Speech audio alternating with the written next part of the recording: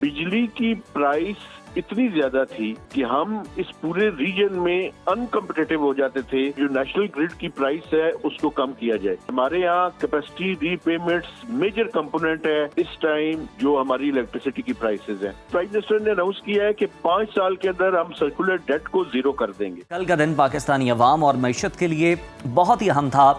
वज़ीर-ए-आज़म मियां मोहम्मद शहबाज शरीफ ने बिजली की फी यूनिट कीमत में तारीखी कमी करके अवाम को एक खुशगवार सरप्राइज़ दिया। खुशगवार सरप्राइज़ इसलिए क्योंकि पाकिस्तान में उम्मन जो शय एक बार महंगी हो जाए तो फिर तो आप सोच भी नहीं सकते कि दोबारा जनाब वो सस्ती होगी। ख़ास तौर पर अगर बिजली की बात हो तो बिजली का सस्ता होना शायद ही कभी हमने सुना हो कि जनाब बिजली भी सस्ती हुई है। बिल्कुल ज़हर, आपने ठीक कहा है। और बिजली के महंगे बिलों ने जिस तरह हर तबके की चीखें निकलवाई थी, इसमें ये रिलीफ निहायत अहम है। ख़ास तौर पर मिडिल क्लास और लोअर मिडिल क्लास के लिए ये ऐलान खुश आइंद है ही। कारोबारी तबका भी इससे खुश है। बिजली सस्ती होगी तो सन्नतें चलेंगी, पैदावारी लागत में कमी आएगी। वज़ीर-ए-आज़म की जानिब से दिया गया ये रिलीफ क्या आर्जी होगा या फिर ये मुस्तकिल होगा, इस पर तो हम बात करेंगे। लेकिन दूसरी जानिब अमरीकी सदर डोनाल्ड ट्रंप ने हमारी खुशियों पर पानी फेरने में कोई कसर नहीं छोड़ी। उन्होंने पाकिस्तान समेत दुनिया भर के मुख्तलिफ ममालिक पर भारी भरकम जवाबी टैरिफ आयद कर दिया है, जिसे एक नई आलमी ट्रेड वॉर से तशबीह दी जा रही है। बल्कि चीन ने तो इसे बाकायदा ब्लैकमेलिंग करार दिया है। बिल्कुल, और आपको बताते हैं कि अमेरिका पाकिस्तान का, जैसे कि आप जानते हैं कि बेस्ट और सबसे बड़ा ट्रेडिंग पार्टनर है। और पाकिस्तान सालाना बुनियादों पर अमेरिका को $5.5 अरब की मसनूआत, जिनमें कपड़े, चावल और सर्जिकल आलात वगैरह शामिल हैं, बरामद करता है। यानी अब पाकिस्तान को इन बरामदात के ऊपर 29% टैरिफ अदा करना होगा, जिससे एक्सपोर्टर हजरात को भी नुकसान होगा और हमारे मुल्क में ज़र मुबादला आना भी कम होगा। इस तमाम मामले पर बात कर लेते हैं माहिर मईशत मेहताब हैदर साहब से और पूछते हैं कि ये मजमूई पेशरफ्त हमारी इकॉनमी के लिए किस तरह से बेहतर साबित होगी। तो बहुत शुक्रिया मेहताब साहब, आपके वक्त का आपको वेलकम कहते हैं। हमें पहले तो ये बताइएगा कि क्या अब बिजली की कीमतें कम होने से सनतें चल पड़ेंगी, कॉस्ट ऑफ प्रोडक्शन कम हो जाएगी? अगर हम मजमूई तौर पर देखें तो हमारी मुल्की मईशत को कितना फ़ायदा पहुँचेगा इससे और किस तरह से? जी बिस्मिल्लाहिर्रहमानिर्रहीम। देखिए, बुनियादी तौर पर इस टाइम जो पाकिस्तान की इकोनॉमिक स्ट्रक्चर है, इसके अंदर 3 शोबे सबसे ज्यादा इम्पोर्टेंट है। एक तो एग्रीकल्चर है, दूसरा इंडस्ट्रियल सेक्टर है और फिर सर्विसेज सेक्टर है। तो जो इंडस्ट्रियल सेक्टर है, अगर आप उसमें देखें तो उसको 2 हिस्सों में हम डिवाइड करते हैं। एक है लार्ज स्केल मैन्युफैक्चरिंग और एक स्मॉल एंड मीडियम एंटरप्राइजेस। अगर आप इस साल के दौरान देखें तो जो लार्ज स्केल मैन्युफैक्चरिंग है वो मंथ ऑन मंथ बेसिस पे अभी भी नेगेटिव ट्रेजेक्टरी के अंदर है। तो बड़ा जरूरी था कि एक तो अभी आपने देखा कि इन्फ्लेशन जो है वो रिसीड हुई है और उसके नतीजे में जो मॉनेटरी स्टांस है वो पहले से काफी ज्यादा इम्प्रूव है। यानी आज से कुछ अर्सा पहले तक 22% था, अभी 12% पे आ गए। अब जिस चीज की जरूरत थी कि कॉस्ट ऑफ डूइंग बिजनेस को कम किया जाए, वो इलेक्ट्रिसिटी की प्राइसेस है। क्योंकि बिजली की प्राइस इतनी ज्यादा थी कि हम इस पूरे रीजन में अनकम्पिटेटिव हो जाते थे, ये सिर्फ एनर्जी की प्राइसेस की वजह से। तो ये बड़ा इम्पोर्टेंट था हुकूमत के लिए कि वो डोमेस्टिक, इंडस्ट्रियल और कमर्शियल तीनों जो कैटेगरीज है कंज्यूमर्स की, इसके लिए बिजली की प्राइसेस को कम करे।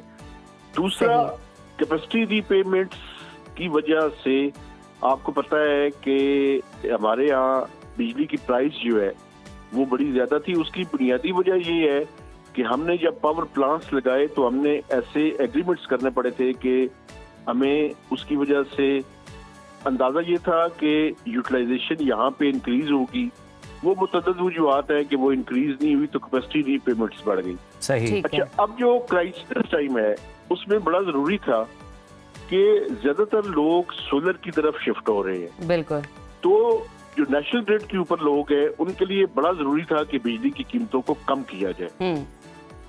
अच्छा मेहताब साहब, मैं चाहूंगी आप इस पॉइंट पे रोशनी डालिए। 7.41 पर यूनिट हुकूमत यकमुश्त फी यूनिट कीमत कम करने के लिए कैसे कामयाब हुई, एक तो ये बताइएगा, क्योंकि हम जानते हैं कि IMF किसी भी सब्सिडी या रिलीफ के सख्त खिलाफ है।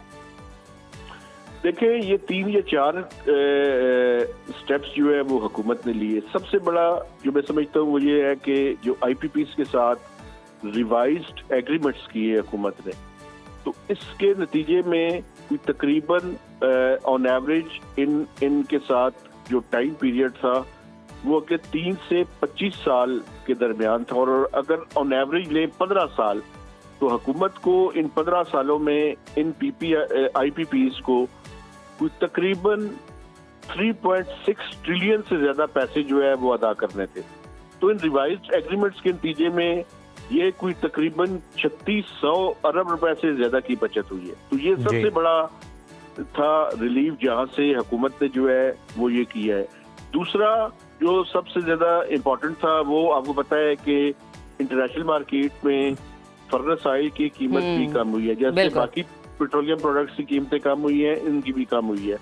तीसरा जो है वो हुकूमत ने एक बड़ा इम्पोर्टेंट काम किया, वो ये किया कि आपको याद होगा कि पेट्रोलियम प्राइसेस का जो बेनिफिट था इंटरनेशनल मार्केट में जब कीमत कम हुई तो वो पास ऑन नहीं किया गया और पेट्रोलियम लेवी को 10 रुपए बढ़ाया गया।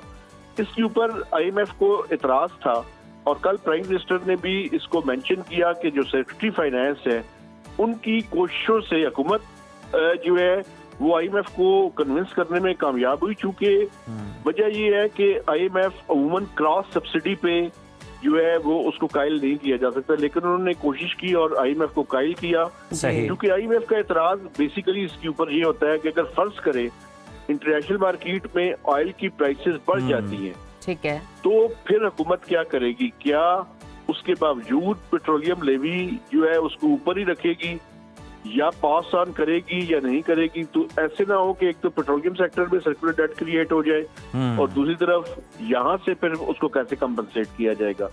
लेकिन इसको वो कायल करने में कामयाब हुए। इसके अलावा हुकूमत जी बताइए, वो ये थी कि जो कैप्टिव पावर प्लांट्स हैं उनको जो गैस मुहैया की जाती है इसके ऊपर हुकूमत ने एक लेवी लगाई थी। तो उस लेवी के जो पैसे हैं वो उससे भी 1 रुपया पर यूनिट जो है वो कॉस्ट कम करने में मदद मिली है। लेकिन मैं आपको ये भी बता दूं कि वो लेवी इस्लामाबाद हाई कोर्ट में उसको चैलेंज किया गया है और उस पे फॉर टाइम बीइंग अभी स्टे ऑर्डर दिया है कोर्ट ने। अच्छा मेहताब साहब, इस पे तो वो मिसाल भी जो है ना फिट बैठती है और हमें याद भी आती है कि एक जेब से निकाल के दूसरी में डाल दिए गए। खैर हम देख रहे हैं कि जो कारोबारी तबका है वो तो अभी इस पेशरफ्त को बड़ा वेलकम कर रहा है, ये जो बिजली की कीमतें कम हुई हैं, लेकिन साथ ही ये सवाल भी उठ रहे हैं कि वज़ीर आज़म का ये जो ऐलान करदा रिलीफ है ये शॉर्ट टर्म है, लॉन्ग टर्म है? आपके ख्याल में क्या ये मुस्तकिल रिलीफ है?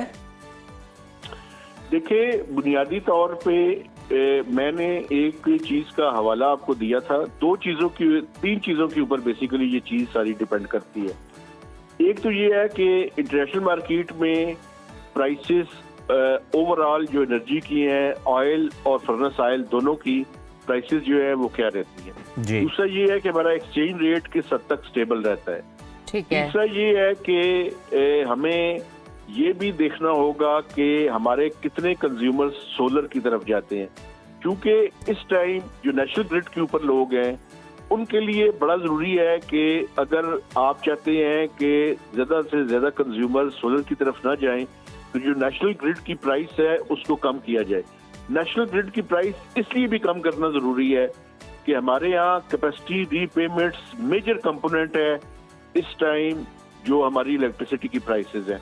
तो अगर आपने उनसे कुछ ना कुछ वसूल करना है, चूंकि कैपेसिटी रीपेमेंट क्या है? कैपेसिटी रीपेमेंट ये है कि आपने जो IPPs के साथ एग्रीमेंट्स किए हुए हैं उसके तहत आप बिजली खरीदें या ना खरीदें, जितनी इंस्टॉल्ड कैपेसिटी है आपको उतने पैसे तो देने हैं। सही। तो इसलिए हुकूमत जितने पैसे वहां से ले सकती है वो लेने की कोशिश कर रही है, क्योंकि अगर आप नेशनल ग्रिड से लोगों को बिजली आप कम नहीं करेंगे तो सोलर जितनी तेजी से बढ़ रहा है, मुझे ये लगता है कि अगले साल 2 साल के अंदर कहीं ऐसा ना हो अगर आपने बिजली की प्राइसेस ऊपर ही रखी तो डिस्कनेक्शन की तरफ लोग ना चले जाएं। इसलिए नेशनल ग्रिड की बहाली और उसको कायम रखने के लिए जरूरी है कि आप इलेक्ट्रिसिटी के टैरिफ को कम करें ताकि लोगों के लिए इंसेंटिव रहे वो ऑल्टरनेट जो एनर्जी के रिसोर्सेज है उनकी तरफ ना जाए। तो इसलिए वे फॉरवर्ड तो है यही लेकिन हुकूमत किस हद तक इसको सस्टेन कर सकती है,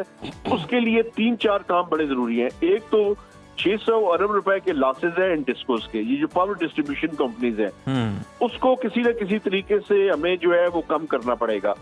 इसके अलावा आप देखें, कल प्राइम मिनिस्टर ने भी इसका जिक्र किया, जो हुकूमत के स्टेट ओन्ड पावर प्लांट्स है, जेनकोस जिन्हें बोलते हैं, वो एक कुछ प्लांट्स उनमें से ऐसे हैं जो पावर गैसलर्स है, यानी वो फर्नेस ऑयल और जो तेल है वो पीते हैं, इतने ऑब्सलीट और खराब हो चुके हैं। तो उनको अबंडन करना, उनको खत्म करना या उनको बेचना, उनको प्राइवेटाइज करना, ये वो चीजें हैं जो बड़ी जरूरी है। बिल्कुल ठीक। और थेफ्ट जो है जो बढ़ रहा है उसको रोकना जो है वो बड़ा जरूरी है।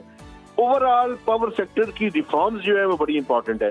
कल प्राइम मिनिस्टर ने भी इसका जिक्र किया कि उन्होंने बोर्ड्स चेंज किए हैं, लेकिन वो खुद कह रहे थे कि अगर मुझे आके कोई कहे कि सब काम अच्छा हो गया है तो ये जो है वो झूठ बोलने के मुतरादिफ हो। बिल्कुल ठीक। अच्छा मेहताब साहब, वैसे हम उम्मीद करेंगे कि ये जो पावर सेक्टर में जो इकदाम हुआ है इसकी सस्टेनेबिलिटी भी रहे।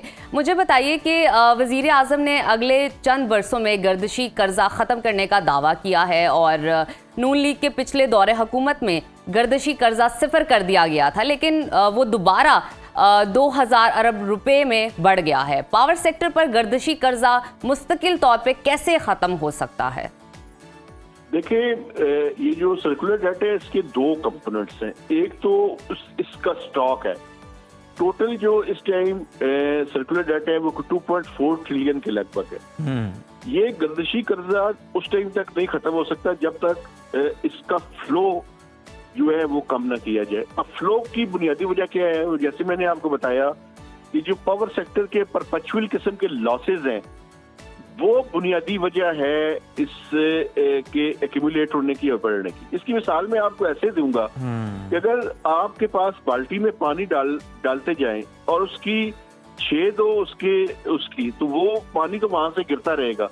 बुनियादी तौर पर सर्कुलर डेट के खात्मे के लिए जरूरी है कि पावर सेक्टर के जो नुकसानात हैं जो हर दिन की बुनियाद पे हो रहे हैं, बिल्कुल उनको जो है वो बंद किया जाए और उनको जो है वो खत्म किया जाए, तभी ये सर्कुलर डेट जो है वो खत्म हो सकते हैं। अभी जो हुकूमत का प्लान है, कल प्राइम मिनिस्टर ने अनाउंस किया है कि 5 साल के अंदर हम सर्कुलर डेट को 0 कर देंगे। उसके लिए हुकूमत जो पहला काम कर रही है, जिसका उन्होंने अभी जिक्र नहीं किया, लेकिन मैं आपको बता सकता हूँ कि कुछ 1253 अरब रुपया हुकूमत कमर्शियल बैंक से ले रही है और उसका फर्स्ट फेज जो है उसको सर्कुलर डेट को जो है वो उससे जो है वो अरेंज किया जाएगा और अगले 3-4 साल में इसी तरह से सर्कुलर डेट को एक तरफ तो फ्लो को कम किया जाएगा, दूसरा जो स्टॉक है उसको जो है वो हुकूमत दर्जा बदर्जा जो है बरा इल्म में ग्रेजुअली जो है वो खत्म करेगी। बिल्कुल सही है, ये तो आपने बड़ी एक्सक्लूसिव और अंदर की खबर जो है वो शेयर की। बहुत शुक्रिया मेहताब हैदर साहब आपके वक्त का।